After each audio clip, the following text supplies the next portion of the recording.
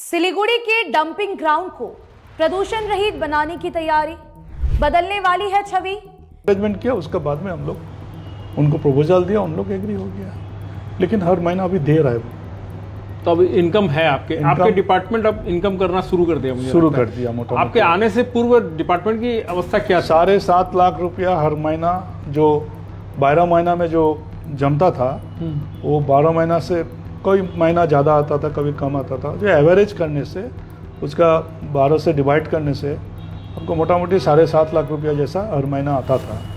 अभी 30-32 पैसे। नमस्कार, मैं रियांशी और आप देख रहे हैं खबर समय। सिलीगुड़ी का डंपिंग ग्राउंड सिलीगुड़ी के लोगों के लिए वर्तमान में सरदर्द बन गया है, क्योंकि यहाँ आए दिन आग लगने से निकलने वाली धुआं सिलीगुड़ी की एक बड़ी आबादी को प्रभावित करता है।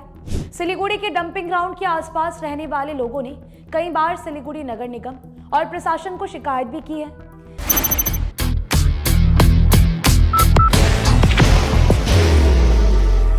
There will only be one insignia. हाल ही में यहाँ अचानक आग लगी थी, जिसके बाद कई लोगों ने दम घुटने अथवा सांस लेने में तकलीफ को लेकर प्रशासन को शिकायत की थी। ये सुर्खियां बना। पिछले दिनों सिलीगुड़ी नगर निगम के MMIC तथा कंजर्वेटिव डिपार्टमेंट के प्रमुख मानिक दे हमारे खबर समय कार्यालय में आए, जहां खबर समय के संपादक श्री संजय शर्मा ने उनका इंटरव्यू लिया था। इस इंटरव्यू में मानिक दे ने सिलीगुड़ी के लोगों की शिकायतों, यहाँ अक्सर होने वाले अग्निकांड, डंपिंग ग्राउंड के भावी स्वरूप एवं संरचना तथा भविष्य के प्रोजेक्ट पर ढेर सारी बातों की ओर ये संकेत दिया है कि आने वाले समय में डंपिंग ग्राउंड पूरी तरह प्रदूषण रहित होगा और यहाँ कचरे का ढेर भी नहीं दिखेगा। वर्तमान में यहाँ बायो माइनिंग का कार्य तेजी से चल रहा है। बायो माइनिंग का अर्थ होता है कि पुराने कचरे से काम की वस्तुएं तैयार करने की प्रक्रिया। ये तकनीक एक पर्यावरण अनुकूल विकल्प है और इसका उपयोग कचरों से काम की चीजें तैयार करने में किया जाता है। सिलीगुड़ी नगर निगम के मेयर गौतम देव आज डंपिंग ग्राउंड में चल रहे बायो माइनिंग कार्य का निरीक्षण करने गए थे। इसके अलावा निगम के दूसरे जिम्मेदार अधिकारी भी डंपिंग ग्राउंड की छवि बदलने में जुटे हुए हैं। ये सिलीगुड़ी के लोगों के लिए काफी राहत की बात है।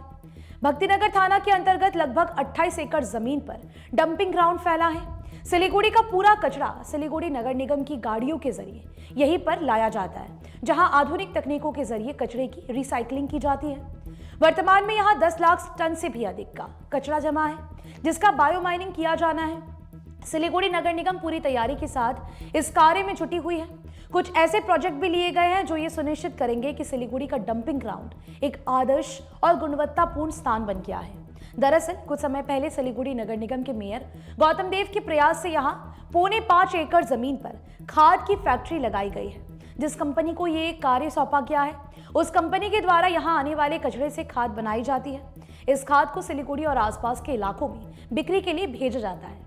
जब यहाँ अत्याधुनिक कचरा निष्पादन मशीनें नहीं थी, तब यहाँ गंदगी का अंबार लग जाता था, जिसकी बदबू आसपास कई किलोमीटर के क्षेत्र में फैल जाती थी। लेकिन वर्तमान में पहले जैसे गंदगी नजर भी नहीं आती है। बाहर की भागदौड़ अब नहीं तोड़ेगा आपके घर का सुकून। SBM गोल्ड UPVC विंडोज, आपके घर का सुकून। डंपिंग ग्राउंड में आए दिन होने वाले अग्निकांड और विस्फोट की घटनाओं का भी हल ढूंढ लिया गया है। कचरे में आग लगने का एक बड़ा कारण मीथेन गैस होती है।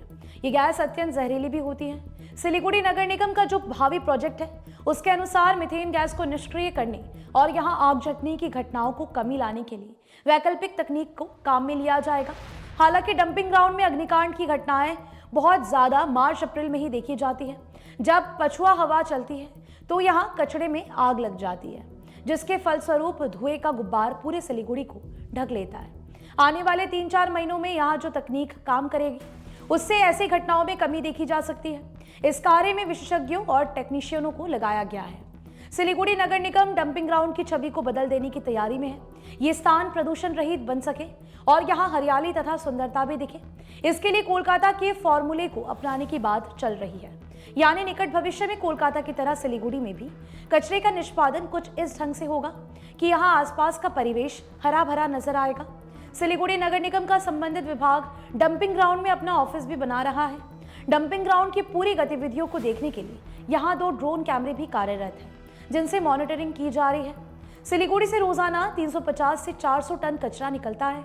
इन कचरों को डंपिंग ग्राउंड में लाया जाता है, सिलीगुड़ी नगर निगम के द्वारा सिलीगुड़ी के घर घर में गीले कचरे और सूखे कचरे के लिए दो दो बास्केट दिए गए हैं।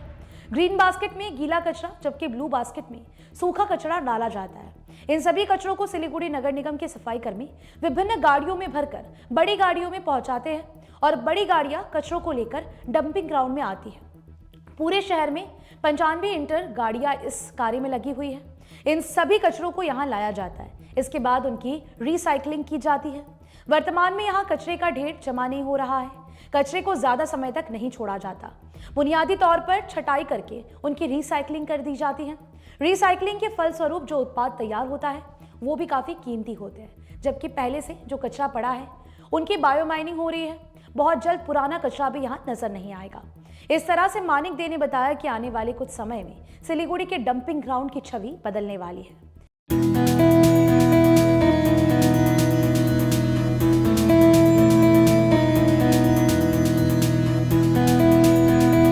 जो सोच है वहाँ पर जो हम लोग बोला है, जो थर्मोकल प्लांट इस तरफ कर रहा है और उस तरफ रहेगा एक तो पीस हेवन बनाने का भी सोच रहा है मेयर साहब। गार्डन पीस हेवन भी तालमेल बैठाकर, जिसकी अभी एकदम प्रायोरिटी में आवश्यकता है कि साफ सफाई को मेंटेन किया जा सके, उसके लिए क्या करना चाहिए? मेन जो है अभी हम लोग देखे हैं, हम लोग जितना काम करें अवार्ड। फिलहाल आपको बता दें कि आपके लिए खबर हमारे प्रतिनिधि सुरेंद्र श्रीवास्तव द्वारा लिखी गई है। आप हमारी खबरों को YouTube पर भी देख सकते हैं। हर समय खबर समय। धन्यवाद।